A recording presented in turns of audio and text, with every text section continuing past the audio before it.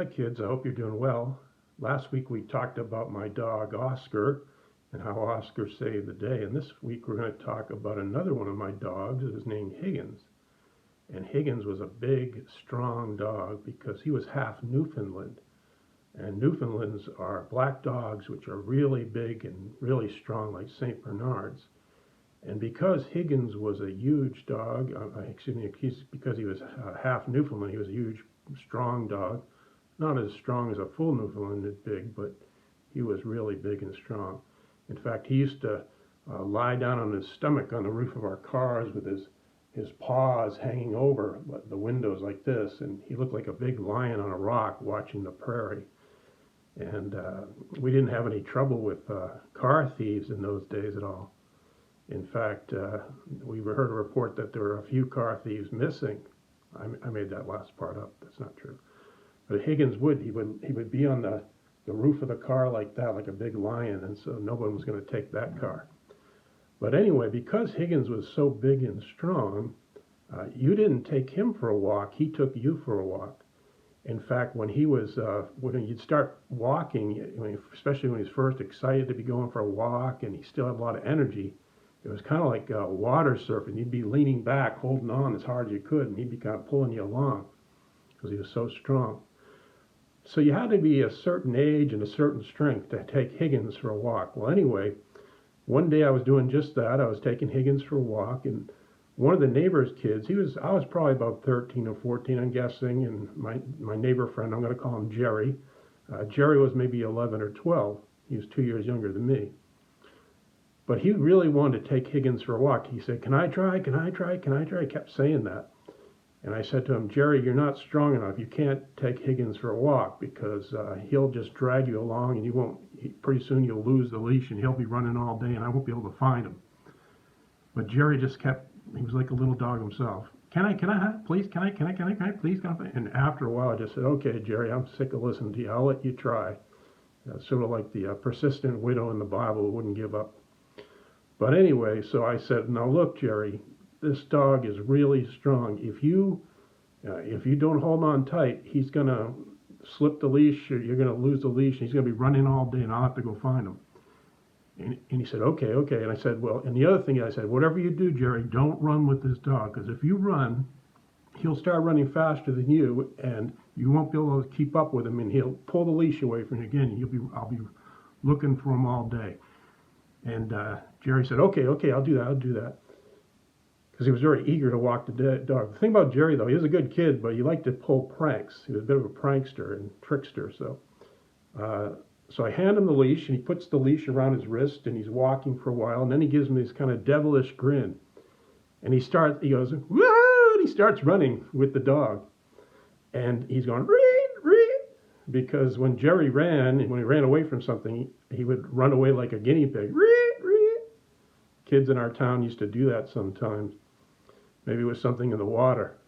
But anyway, so Jerry's running away. Reed, Reed, Reed, Reed. And for a while it's going pretty well. But then Higgins realized what's going on. He takes off like a rocket. And unfortunately for Jerry, the leash caught around his wrist. And so pretty soon the dog pulls him over onto the ground. And he's dragging him around the neighbor's yard like in the cowboy movies when they drag a cowboy behind their horse by a rope. He's being dragged this way and that. And unfortunately, Higgins all of a sudden decides he's going to go to the other side of the yard, pretty big yard, and there's this big hedge, long bushes, hedge there. And Higgins, there's a little hole in the hedge, not that big, but Higgins is so strong, he went boom, right through the hedge like it was nothing, like a warm knife through butter. But Jerry wasn't as fortunate for him. It's too bad.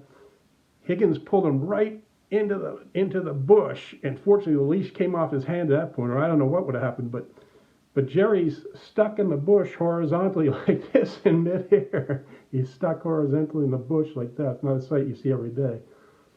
And Higgins just went off on his own. I don't know where he went. We had to catch him.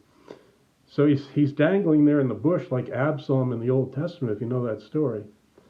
And he's kind of crying a little bit. He's okay, but it took us a good 10 or 15 minutes to get out of the bush because there's so many branches with sharp points, nothing too dangerous, but to extract him slowly, it took us like 10 minutes at least. Now, I should add at this point that from what I heard, Jerry grew up to be a good guy and a responsible citizen. You know, when you're caught horizontally in a hedge for 10 minutes, you have a lot of chances, a lot of time to think about your life's decisions. So he must have done that. But anyway, we eventually got him out of there. He was scratched a little bit, but he was okay, and eventually got Higgins back. But it reminds me of a verse in the Bible, Proverbs 9:12. Here it is.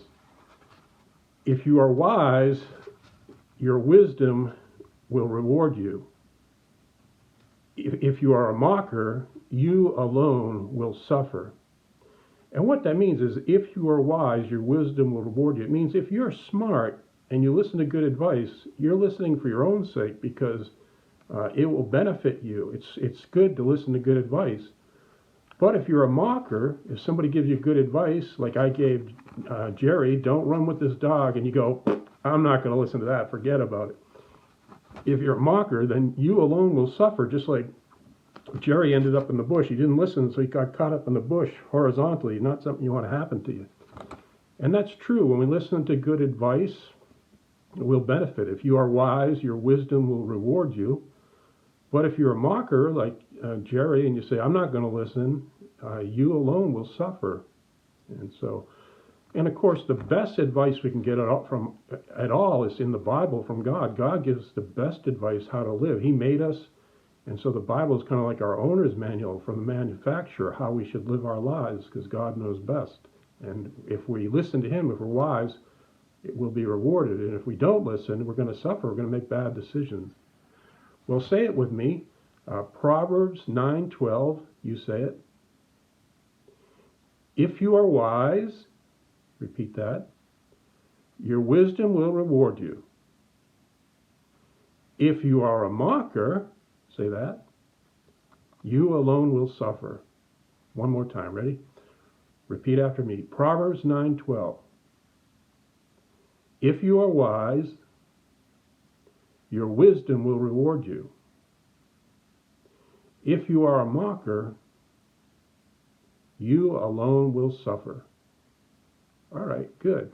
Well, maybe for a homework assignment, if you want, you can draw a picture of Higgins pulling someone, maybe pulling you somewhere you want to go, like maybe to the moon or to the beach or something, and someplace, I know you're caught in your house right now or your yard, so maybe pulling you to the pizza place, someplace you'd want to go, Disneyland. You make a good picture, or you can act it out for your brothers and sisters, or parents, whoever's around. All right, guys, take care. God bless you.